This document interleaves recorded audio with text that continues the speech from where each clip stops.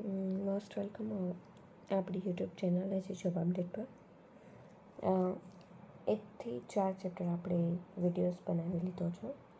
હવે 5મું ચેપ્ટર પહોંચ્યા છે કે ધાતુઓ અને મિશ્ર ધાતુઓ, કે જે 3 માર્ક્સનું છે અને 3 ક્વેશ્ચન પૂછાય છે એમાંથી. તો આપણે સ્ટાર્ટ કરીએ. પહેલું છે ધાતુ. તો કે ધાતુ એક એવું તત્વ છે જેને ચમક, વીજ પ્રવાહ ચલાવવાની ક્ષમતા, લવચિકતા, પછી આકાર્યતા એટલે કે મેલાબિલિટી જે વિશિષ્ટ ગુણધર્મો હોય છે અને તે પ્રકૃતિમાં ખનિજ સ્વરૂપે મળે છે. ધાતુના મુખ્ય લક્ષણો કહે તો કે ચમકે છે, વીજ અને તાપના સારા ચાલક હોય છે કે ગુડ કંડક્ટર હોય છે.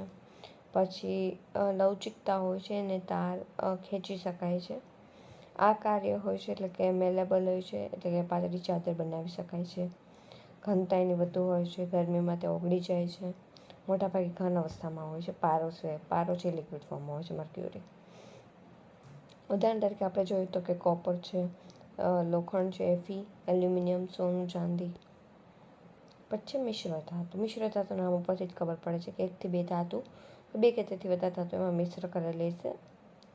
તો જોઈએ કે જ્યારે 2 કે તેથી વધુ ધાતુઓ અથવા ધાતુ અને અધાતુને નિશ્ચિત પ્રમાણમાં ભેળવી અને નવી ધાતુની રચના થાય તો તેને મિશ્ર ધાતુ કહે છે. ક્વેશ્ચન પૂછાય છે કે મિશ્ર ધાતુમાં કેટલી ધાતુ હોય, તો કે 2 કે તેથી વધુ ધાતુ હોય. પછી ધાતુ સાથે અન્ય કયું હોય, તો કે અધાતુ પણ હોઈ શકે છે. મિશ્ર ધાતુ બનાવવાનો હેતુ શું છે, તો કે કઠિનતા વધારી શકાય, જંગ લાગવાથી પછી જંગ એટલે કે ઓલું કાટ લાગે ને. પછી વીજ કે તાપની ચાલકતા વધારી શકાય, સારા કંડક્ટર બનાવી શકાય, સૌંદર્ય વધારી શકાય. પછી સામાન્ય મિશ્ર ધાતુના ઉદાહરણ જોઈએ તો પિત્તળ, આપણે પિત્તળના વાસણ આવે, કોપર અને ઝિંકનું હોય એમાં. પછી કાંસું, પિંક કલર જેવા હોય છે, પિત્તળ છે યલો કલર જેવું હોય. કોપર ને ટીન. પછી સ્ટીલ, તો કે લોખંડ અને કાર્બન, આપણે સ્ટીલના વાસણ આવે. સ્ટેનલેસ સ્ટીલ, તો કે લોખંડ, ક્રોમિયમ અને નિકલ. પછી સોલ્ડર એટલે સીસું અને ટીન. ધાતુ જે છે એ કુદરતી તત્વના પોતાના ગુણધર્મો ધરાવે છે અને મિશ્ર ધાતુ એટલે 2 કે તેથી વધુ મિશ્ર ધાતુ હોય છે એમાં મિશ્રણ, અને તેમાં નવા અને સુધારેલા ગુણધર્મો મળે છે. પછી જોઈએ કે એનો તફાવત, તો કે વ્યાખ્યામાં શું, તો કે કુદરતી રીતે મળે છે. એમાં 2 કે તેથી વધુ ધાતુ અથવા તો અધાતુનું મિશ્રણ હોય છે. રચનામાં એક જ તત્વનું બનેલું હોય છે, આ અનેક તત્વનું બનેલું હોય છે. ધાતુ છે એ કુદરતી રીતે ચમકદાર હોય છે. મિશ્ર ધાતુ ક્યારેય ચમકદાર હોતી નથી અને ક્યારેક ચમકદાર હોય છે. આમ જરૂરી ગુણધર્મમાંથી કે ચમકદાર જ હોય છે. મજબૂતાઈમાં ધાતુ ઘણીવાર નરમ હોય છે, જેમ કે સોનું છે, કોપર છે. મિશ્ર ધાતુ વધુ મજબૂત અને કઠિન હોય છે, એટલા માટે તેને મિશ્ર ધાતુમાં એડ કરવામાં આવે છે કે જે તેની કઠિનતા વધારી શકાય. પછી સહેલાઈથી જંગ લાગે છે અને આમાં જંગ લાગતી નથી, એટલે કે ઇઝીલી આમાં કાટ લાગી જાય છે, આમાં કાટ લાગતું નથી. ઉપયોગ, તો કે વીજભાર, આભૂષણ અને વાસણ બનાવવા માટે થાય છે. ધાતુનો ઉપયોગ. મિશ્ર ધાતુનો ઉપયોગ મશીન, સાધન, પુલ, વાહન, ઘરગથ્થુ સામાન, ટૂંકમાં જે મજબૂતાઈની જરૂર હોય ને એવી બધી વસ્તુ બનાવવામાં મિશ્ર ધાતુ ઉપયોગી છે. ઉદાહરણમાં આમાં છે લોહ, કોપર, સોનું, ચાંદી, એલ્યુમિનિયમ. આમાં છે પિત્તળ, કાંસ, સ્ટીલ, સોલ્ડર, સ્ટેનલેસ સ્ટીલ. ભૌતિક ગુણધર્મો જોઈએ હવે એક તો કે ચમક, તો કે ધાતુ ચમકદાર હોય છે. તેને ખાસ કરીને ઘસવાથી અથવા તો ચકાવવાથી તેમાં તેજ વધારે દેખાય છે. ઉદાહરણ તરીકે જોઈએ તો સોનું અને ચાંદી. આકાર્યતા એટલે કે મેલાબિલિટી, તો કે ધાતુ અને પાતળી ચાદર બનાવી શકાય છે. ઉદાહરણ તરીકે ટૂંકમાં વરખ જેવું આવે ને એવું બનાવી શકાય. પછી લવચિકતા એટલે કે ધાતુને ખેંચીને લાંબા તારમાં ફેરવી શકાય. ઉદાહરણ તરીકે કોપર અને એલ્યુમિનિયમ. પછી જોઈએ તો કે વીજ ચાલકતા, તો કે મોટાભાગના ધાતુ અને વીજળીના સારા ચાલક હોય છે. ચાંદી અને કોપર જે છે એ શ્રેષ્ઠ ચાલક છે. તાપમાન ચાલકતામાં ધાતુને સારો વહન કરી શકે છે તાપમાનને. ઉદાહરણ તરીકે એલ્યુમિનિયમ અને કોપર. ઘનતા, તો કે મોટાભાગના ધાતુઓ ઘનતા વધુ હોય છે. પછી સોડિયમ અને પોટેશિયમની ઘનતા ઓછી હોવાથી પાણી પ્રતિક્રિયા કરે છે. IMP છે. ક્વેશ્ચન પૂછાઈ શકે એવી છે, કઈ ધાતુની ઘનતા ઓછી છે, તો કે સોડિયમ અને પોટેશિયમ. ગલનબિંદુ અને ઉત્કલનબિંદુ કેવા હોય, તો કે વધારે હોય. ઉદાહરણ તરીકે ટંગસ્ટનનું ગલનબિંદુ સૌથી વધારે છે અને પારાનું તાપમાનની પ્રવાહી હોય છે. અવસ્થા, તો કે મોસ્ટલી ઘન હોય છે. ઉદાહરણ એક અપવાદ પારો ધ્વનિ પ્રતિકાર, એટલે કે ધાતુને અથડાવતા ઝણઝણાટ ઉત્પન્ન કરે છે. અને એક ગુણને શું કહેવાય, તો કે સોનેરિટી કહે છે. ઉદાહરણ તરીકે ઘંટ છે, તાંબાનું વાદ્ય છે. રંગ, તો કે મોટાભાગના ધાતુ ચાંદી જેવા રંગના હોય છે.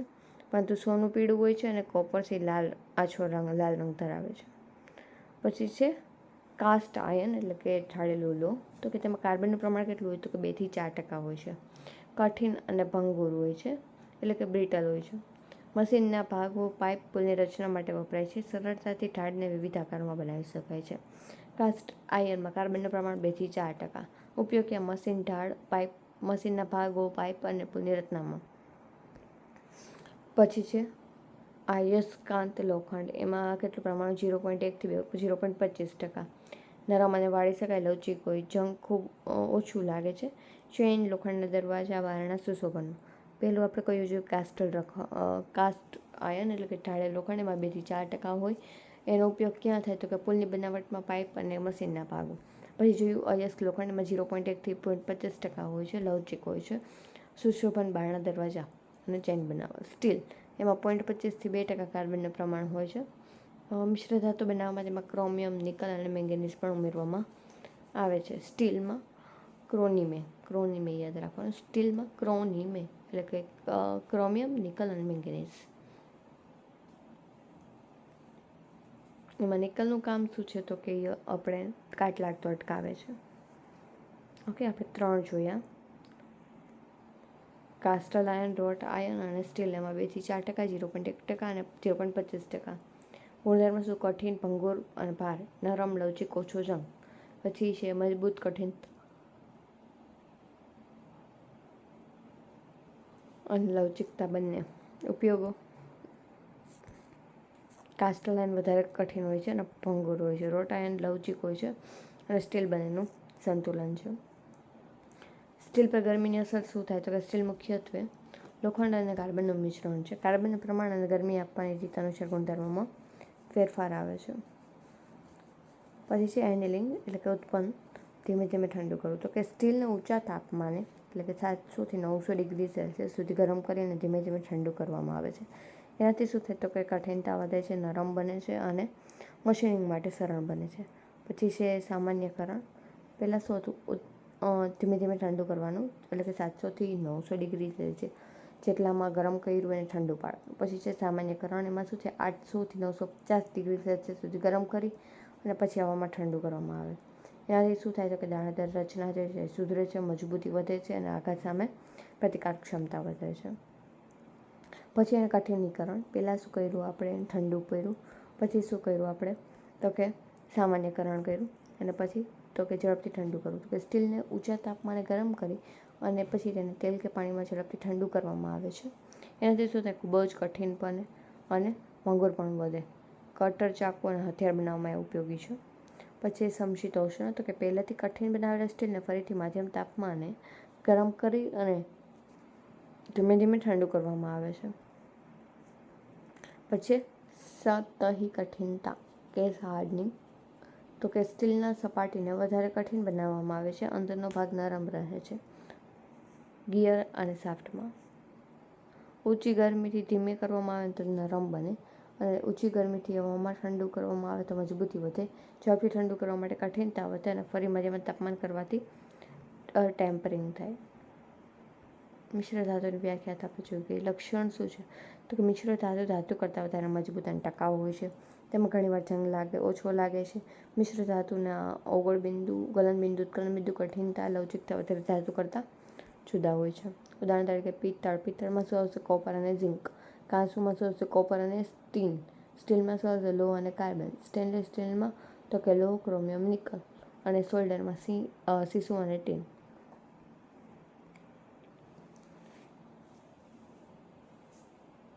હવે આપણે એને એક હેતુઓ જોઈએ.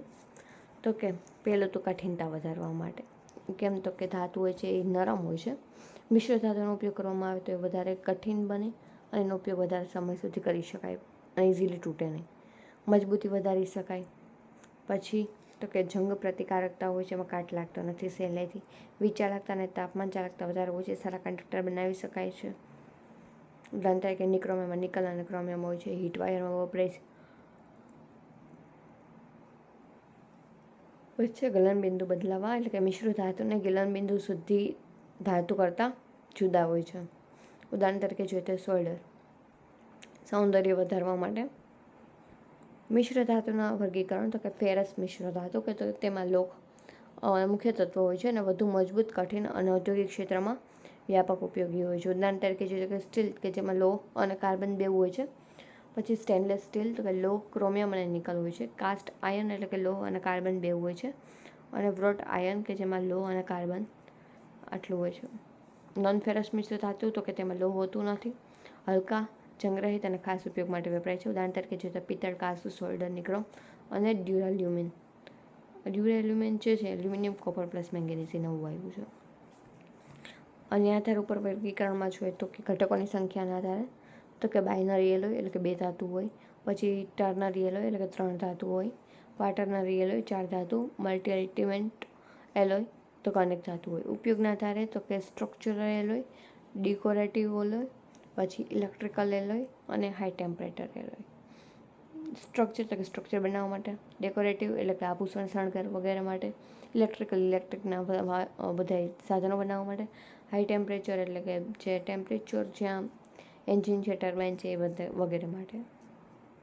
ટેબલ ફેરસ એલોય અને નોન ફેરસ લોહ હોય, અન્ય ધાતુ હોય. ઉદાહરણ આપ્યું છે અને ઉપયોગ આપ્યો છે. સ્ટીલ શું છે તો કે સ્ટીલ શું છે તો કે લોખંડ પ્લસ કાર્બન. તેમાં અન્ય ધાતુ ભેળવી અને વિવિધ પ્રકારની મિશ્ર ધાતુ તૈયાર કરી શકાય છે અને જુદા જુદા કામ માટે ઉપયોગમાં લઈ શકાય છે. સ્ટીલની મુખ્ય મિશ્ર ધાતુ અને તેનો ઉપયોગ જોઈએ તો કે સ્ટેનલેસ સ્ટીલ તો કે એના રચનામાં લોખંડ છે, ક્રોમિયમ છે, નિકલ છે અને કાર્બન છે. સ્ટેનલેસ સ્ટીલ આપણે જોયું કે એમાં શું યાદ રાખવાનું, લોકનિકા. સ્ટેનલેસ સ્ટીલ લોકોનિકા. સ્ટેનલેસ સ્ટીલ લોકોનિકા એટલે કે લોહ, ક્રોમિયમ, નિકલ અને કાર્બન. લોકોનિકા. ગુણધર્મ શું તો કે જંગ ન લાગે. સ્ટેનલેસ સ્ટીલમાં આવશે લોકોનિકા, નિકલમાં આવશે લોહ પ્લસ નિકલ. ગુણધર્મ શું તો કે મજબૂત, લવચીક, આઘાત સહન કરી શકે, રેલવે લાઇન, એન્જિન ભાગ અને વિમાન માટે ઉપયોગી છે. પછી જોઈએ ક્રોમિયમ સ્ટીલ તો કે એમાં લોહ પ્લસ ક્રોમિયમ નામ ઉપરથી જ ખબર પડી જાય છે. કટિંગ ટૂલ્સ અને મશીનરીના ભાગો અને બેરિંગ માટે ઉપયોગી છે. મેંગેનીઝ સ્ટીલ તો કે લોહ પ્લસ મેંગેનીઝ રહેશે, અત્યંત કઠિન ઘસારાનો સહન કરે, રેલવે ક્રોસિંગ છે, બુલેટ પ્રૂફ વેસ્ટ છે, પથ્થર તોડવાનું મશીન બનાવવા માટે ઉપયોગી છે. ટંગસ્ટન સ્ટીલમાં તો કે લોહ પ્લસ ટંગસ્ટન થોડી માત્રામાં ક્રોમિયમ અથવા તો વેનેડિયમ હોય છે. પછી વેનેડિયમ સ્ટીલ તો કે લોહ પ્લસ વેનેડિયમ. વચ્ચે સિલિકોન સ્ટીલ તો કે લોહ પ્લસ સિલિકોન. આમાં જો સિલિકોન એટલે શું તો કે વીજળી માટે ઉપયોગી છે, એમ ખબર પડી જાય થોડું થોડું. જો પહેલાં સ્ટેનલેસ સ્ટીલ આપણે એમાં નક્કી કર્યું હતું આક્રોનિકા એટલે કે Fe, ક્રોમિયમ, નિકલ અને કાર્બન. પછી nickel steel Fe plus nickel, chromium steel Fe plus chromium, manganese steel Fe plus Mn અને થોડી માત્રામાં ટંગસ્ટનમાં આવશે. ટંગસ્ટનમાં Fe પ્લસ W અને થોડી માત્રામાં શું આવશે વેનેડિયમ. પછી વેનેડિયમ સ્ટીલમાં Fe પ્લસ વેનેડિયમ, સિલિકોન સ્ટીલમાં Fe પ્લસ Si. હવે જો સિલિકોન ક્યાં વીજળીમાં હોય, વેનેડિયમ મજબૂત અને ટફ માટે હોય, ટંગસ્ટન તો કંઈ ગરમીમાં પણ કઠિન રહી શકે, આપણને ખબર એનું ગલનબિંદુ બહુ ઊંચું છે.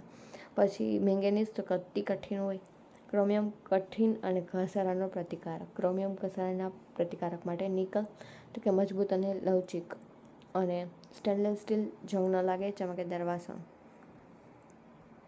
નોન ફેરસ ધાતુઓ શું છે તો કે એવી ધાતુઓ જેમાં લોખંડનો ઉપયોગ થતો નથી, તેને નોન ફેરસ ધાતુ કહે. સામાન્ય રીતે હલકા અને જંગરહિત અને વિવિધ તાપમાન માટે સારા ચાલક હોય છે. કોપરમાં તો કે વીજળીના શ્રેષ્ઠ ચાલક છે. ઇલેક્ટ્રિક વાયર જે છે મોટર, જનરેટર બનાવવા માટે ઉપયોગી છે. આભૂષણ, પાઇપલાઇન, નાણાં વગેરે માટે પણ. એલ્યુમિનિયમ તો કે હલકું હોય, મજબૂત, જંગ ન લાગે, વિમાન, વાહન, રેલવે, જહાજ વગેરે માટે પણ ઉપયોગી છે. હલકું હોય છે એલ્યુમિનિયમ પ્રમાણમાં. વીજળીનો સારો ચાલક છે, પાવર ટ્રાન્સમિશનમાં વાયર તરીકે વપરાય છે. પછી જોઈએ તો કે ઝિંક તો કે લોખંડને જંગથી બચાવવા માટે ઉપયોગી થાય છે. ગેલ્વેનાઇઝેશનમાં એલોય બનાવવા માટે ઉપયોગી છે. પિત્તળ કે જેમાં કોપર પ્લસ ઝિંકનું મિશ્રણ હોય છે અને એ બેટરીમાં ઉપયોગી છે. સીસું તો કે ભારે અને નરમ ધાતુ છે, બેટરી બનાવવા માટે ઉપયોગી છે. રેડિયેશન પ્રતિકારક માટે ઉપયોગી છે, એક્સેરોમની સેટમાં અવેલેબલ હોય છે અને સોલ્ડરમાં પણ ઉપયોગી છે. પછી જોઈએ તો કે ટીન તો કે સ્ટીલની ચાદર ચડાવીને ટીન ક્રેન બનાવવા માટે ઉપયોગી છે. એલોય બનાવવા માટે ઉપયોગી છે. બ્રોન્ઝ અને સોલ્ડર આવેલા હોય છે એમાં. નિકલ તો કે સ્ટેનલેસ સ્ટીલ બનાવવા માટે ઉપયોગી છે. સિક્કા પ્લેટિંગ અને બેટરી માટે. પછી છે ટિટેનિયમ, તો કે અત્યંત મજબૂત અને હલકું હોય છે. વિમાન, અવકાશયાન, મિસાઇલ, જહાજ અને મેડિકલ સાધનો બનાવવા માટે ઉપયોગી છે. પછી જોઈએ તો કે મેગ્નેશિયમ, તો કે અત્યંત હલકી ધાતુ છે. વિમાન, કાર, સાયકલના હળવા ભાગો, ફાયર વર્કર્સ માટે ઉપયોગી છે. સોનું અને ચાંદી આભૂષણ છે.